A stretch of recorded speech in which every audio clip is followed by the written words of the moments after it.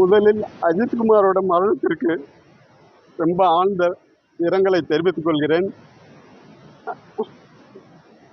2010 என்னோட மாணவியாக என்னோட பிஎட் ஸ்டூடெண்ட் நிகிதா, அதன் மூலமாக தான் அந்த குடும்பத்தில் எனக்கு அறிமுகம். மேலும் என்னோட உறவினரும் கூட அவங்க. சிவகாமி அம்மையார் இன்று கோயிலில் வந்துட்டு நடக்க முடியலன்னு நாடகம் போட்ட சிவகாமி அம்மையார் வந்துட்டு எனக்கு நைட்டு 11:45 வந்துட்டு ஃபோன் பண்ணி 2 நல்ல அரசு வேலை, உடனடியாக நீங்கள் 9 லட்சம் கொண்டு வாங்க, உங்களுக்கு பணத்தை வேலையை வாங்கி தந்துடும் அப்படின்ட்டு ஃபோன் பண்ணாங்க. ஆசிரியர் பணிங்க. நான் வந்துட்டு எம்காம் எம்எட் எம்பில் முடிச்சிருந்தேன். உடனடியாக உங்களுக்கு 2 நாளில் வேலை, நீங்கள் வாப்பா வீட்டுக்கு, நம்ம ரத்த சொந்தம்ன்றதுனால உனக்கு கூப்பிட்றேன், நீ வந்து அப்பாவை பாரு அப்படின்னு சொன்னாங்க. அவரோட ஜெயபெருமாள் அவர் பெரியப்பாவை.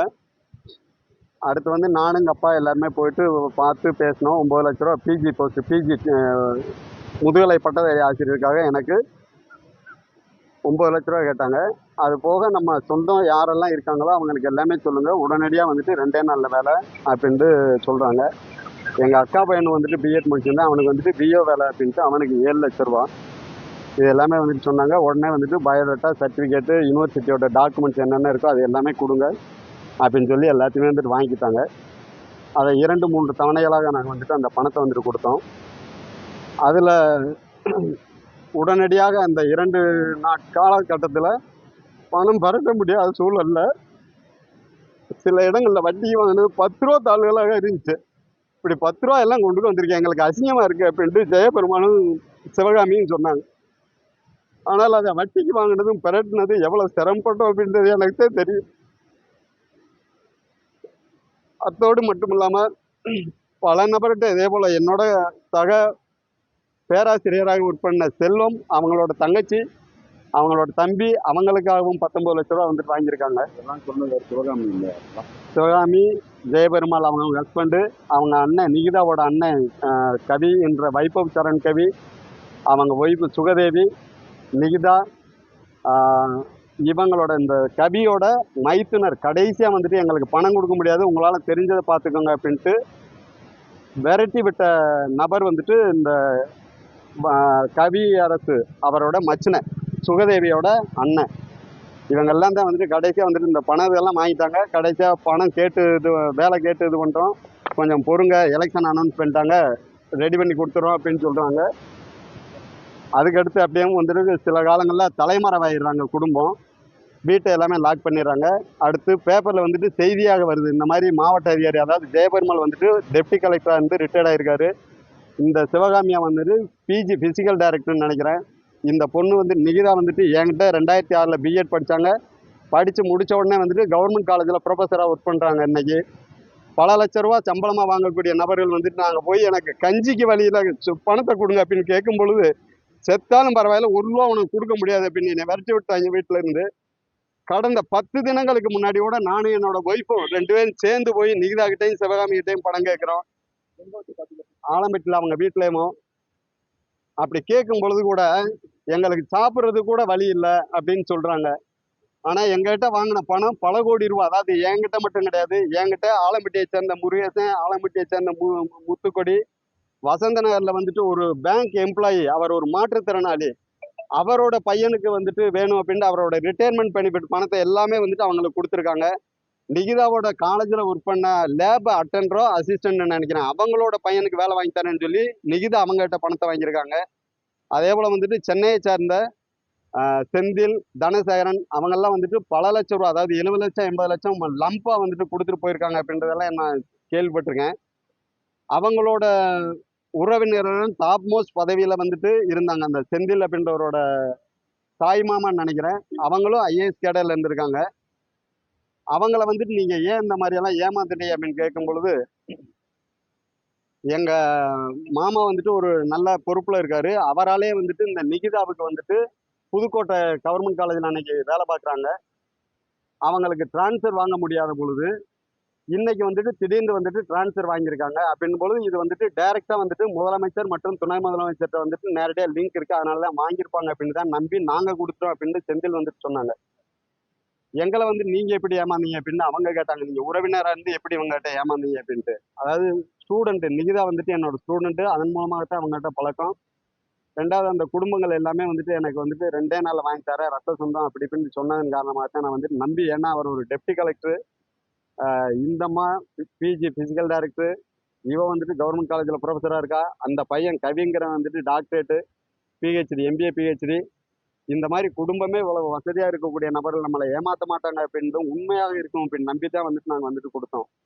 ஆனால் இவங்க வந்துட்டு பல கோடி ரூபாய்க்கு வந்துட்டு சொத்து இருக்கு. நான் வந்துட்டு ஒரு நல்ல குவாலிஃபைடா படிச்சு நிறைய படிச்சிருந்தாலும் கூட பிரைவேட்ல வந்துட்டு எனக்கு போதிய சம்பளங்கள் இல்லாம மிக சிரமமாக இருக்கக்கூடிய கட்டத்துல ஒரு கட்டத்துல நான் வந்துட்டு இந்த வேலைக்கு பணம் கட்டினதுனால வட்டிக்கு வாங்கி கட்டிவிட்டு சாப்பிட்றது கூட வழி இல்லை. இந்த ஜெயபெருமாள் சிவகாமி இவங்ககிட்ட போய் நேரடியாக கேட்கும்போது அதை சொல்லி அழுகிறேன். இப்போ எப்படி நான் வந்துட்டு நான் இன்னைக்கு காலையில இருந்து அழுதுகிட்டே இருக்கேன். சாப்பிட்றதுக்கு வழி இல்லை. நான் காலேஜ்ல பிரின்சிபல், ஆனா சாப்பிட்றதுக்கு வழி இல்லாம பட்டினியா போயிருக்கேன் கல்லூரிக்கு. இந்த குடும்பம் என்னையும் என்னை சார்ந்த நபர்களையும் நாசமாக்கிட்டாங்க. அஜித்குமாரோட குடும்பத்தையும் நாசம் பண்ணிட்டாங்க. இந்த நிகிதா சிவகாமி குடும்பத்தாலையும் அவங்க அண்ணன் ஒரு மோசடி பேர் வழி கவியரசு, அவரோட மனைவி, அவங்களோட மைத்துனர் பகத்சிங், இவங்க எல்லாமே மோசடி பண்ணி எங்களை விரட்டி விட்டது மட்டும் இல்லாம அடுத்த ஒரு 5-6 ஆண்டு காலம் இந்த இது வந்துட்டு 2010-11 வந்துட்டு இவங்க மேல எல்லார் மேலேயுமே வந்துட்டு திருமங்கலம், கரூர் சைடு, கோயம்புத்தூர், மெட்ராஸ் இப்படி பல இடங்கள்ல அவங்க மேல கேஸ் இருக்குன்னு நினைக்கிறேன். டெப்டி சிஎம் சொல்லி வாங்கணும். அதாவது அன்னைக்கு அவங்க டைரக்டா வந்துட்டு எங்களுக்கு வந்துட்டு அமைச்சர் தங்கம் தென்னரசு KKSRக்கே வந்துட்டு நம்ம தான் 20 சீட்டு கொடுக்குறோம், அவங்களே நம்மகிட்ட தான் வந்துட்டு அப்ரோச் பண்றாங்க. அந்த அளவுக்கு நம்மளை மேலிடத்துல சிஎம்மோட பிஏ, டெப்டி சிஎம் அவங்களோட பிஏ இவங்ககிட்ட நேரடியாக நம்மளுக்கு லிங்க் இருக்கு. அதாவது டைரக்டா அவங்க சிஎம் கிட்டையும் டெப்டி சிஎம் கிட்டையும் தான் நெருக்கம் இருக்கு அப்படிங்கிற மாதிரி அந்த வார்த்தையெல்லாம் சொல்லி 2டே நாள்ல வந்துட்டு உங்களுக்கு வேலை 2010 கடைசியில அந்த இது வந்துட்டு வேலை இது கிடைக்கல, பணத்தை இழந்துட்டோம் அப்படின்னதுக்கு பின்னாடி 2011 வந்து நாங்கள் வந்துட்டு பெட்டிஷன் வந்துட்டு போலீஸ் ஸ்டேஷன்ல எஸ்பி கிட்ட வந்துட்டு கம்ப்ளைண்ட் பண்றோம். அதன் மீது வந்துட்டு அது அவ்வளவுதான் அப்படியே பணம் கொடுத்ததுக்கு வந்துட்டு நீங்க ஏதாவது எவிடன்ஸ் இருந்தா தான் நாங்க ப்ரொசீட் பண்ணுவோம் அப்படின்ற மாதிரி போலீஸ்ல வந்துட்டு தகவல் தெரிவித்தாங்க. எதுவுமே கொடுக்கல, எழுத்துப்பூர்வமா எதுவுமே கொடுக்கல. அடுத்து மேலும் எனக்கு வந்துட்டு உண்மையை இப்ப உங்களுக்கு சொன்னபடி வந்துட்டு உணவுக்கே சிரமப்படக்கூடிய ஒரு சூழல். அதனால என்னால போலீஸ வந்துட்டு அந்த வழக்குகளை தொடர்வதற்கு என்னால இயலவில்லை.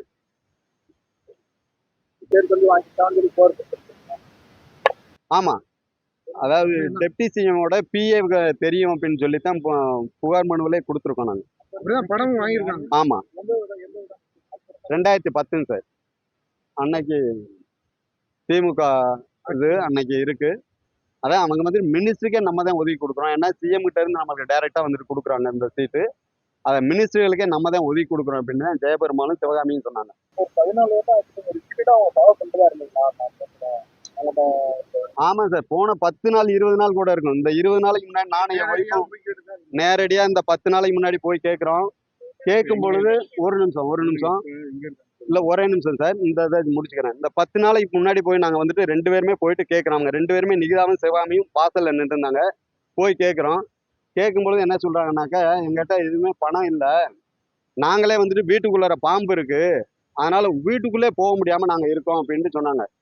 நாங்களோட உண்மையிலே வந்துட்டு அந்த மாதிரி தான் இருக்கும் அப்படின்ட்டு அவங்க வீட்டை எதிர்த்தாப்புல வந்துட்டு வெஹிக்கிள் செக்கப்புக்காக வந்திருந்த போலீஸ் இருந்தாங்க. அவங்ககிட்ட ஒரு பையன் இருந்தாப்புல, அந்த பையனை கூப்பிட்டு அடிக்கிறதுக்காக நான் போய் அவங்கள அப்ரோச் பண்ணேன்.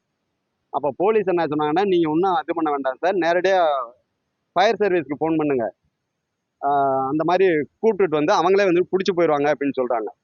அப்போ நீ ஃபோன் பண்ணுமா அப்படின்னு சொல்லும்போது, ஃபோன் எல்லாமே வீட்டுக்குள்ளார இருக்குது, அதனால் என்னால் வீட்டுக்குள்ளாரே போக முடியல, ஃபோன் என்கிட்ட கிடையாது அப்படின்ட்டு நிகிதா சொல்கிறாங்க. நான் சொன்னேன், அப்போ என்னோட ஃபோனில் இருந்து அடிக்கிறேன் அப்படின்ட்டு எடுக்கிறேன். எடுக்கும்பொழுது அவர் எஸ்ஐ அதுக்கிடையில் அங்கே சைடில் இருந்தவர் வந்துட்டார். வாமா நான் வரேன், வீட்டை திறந்து ஃபோன் எடுத்து இவரோட இதுலேருந்து ஃபோன் பண்ண வேணாம், 100க்கு இது ஃபயர் சர்வீஸ்க்கு உங்கள் ஃபோன்லேருந்து பண்ணுங்க அப்படின்னு சொல்லிட்டு அந்த பொண்ணை வா வீட்டுக்குள்ளே எங்கே ஃபோன் இருக்கோ அங்கே நான் எடுத்து தரேன் அப்படின்ட்டு கூப்பிட்றாரு. கூப்பிட்டோன்னே பார்த்தீங்க அப்படின்னா அப்படியே சைடில் கதவை திறந்த வாக்கில் அங்கனே கை கட்டுற தூரத்தில் தான் ஃபோன் வச்சுருக்காங்க. கை கட்டுற தூரத்தில் ஃபோனை வச்சுக்கிட்டு எங்களை வந்துட்டு அந்த இடத்துல இருந்து கடத்தி வேணும்னு அப்படின்னு சொல்றதுக்காகவே பொய்யாக வந்துட்டு பாம்பு இருக்கு அப்படின்ற ஒரு செய்தியை வந்துட்டு சொல்றாங்க. உண்மையிலே பாம்பும் கிடையாது.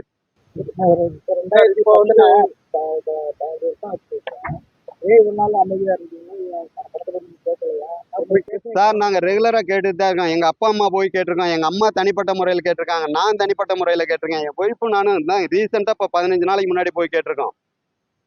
வெஹிக்கிள் வந்த செக்கப்புக்கு வந்த அந்த நபர்களுக்கே தெரியும், போலீஸ்க்கே தெரியும், அந்த மாதிரி பாம்பு இருக்குன்ற ஒரு போலி நாடகம் போட்டாங்க. ஆமா, அதாவது இவ வந்துட்டு நடிக்கிறா, அதாவது வந்துட்டு அவர் வந்துட்டு ஏதோ அதாவது இந்த 500 ரூபான்றது செலவுக்கு வந்துட்டு கேட்டிருப்பாங்க. அந்த நபரை வந்துட்டு பழி வாங்கணுன்ற நோக்கத்துக்காக இந்த மாதிரி ஒரு பொய்யான வேஷத்தை போட்டிருப்பாங்கன்னு தான் நான் நம்புறேன். உண்மையாக இருக்கிறதுக்கு வாய்ப்பு 100% என்னோட நம்பிக்கையில் இல்லை.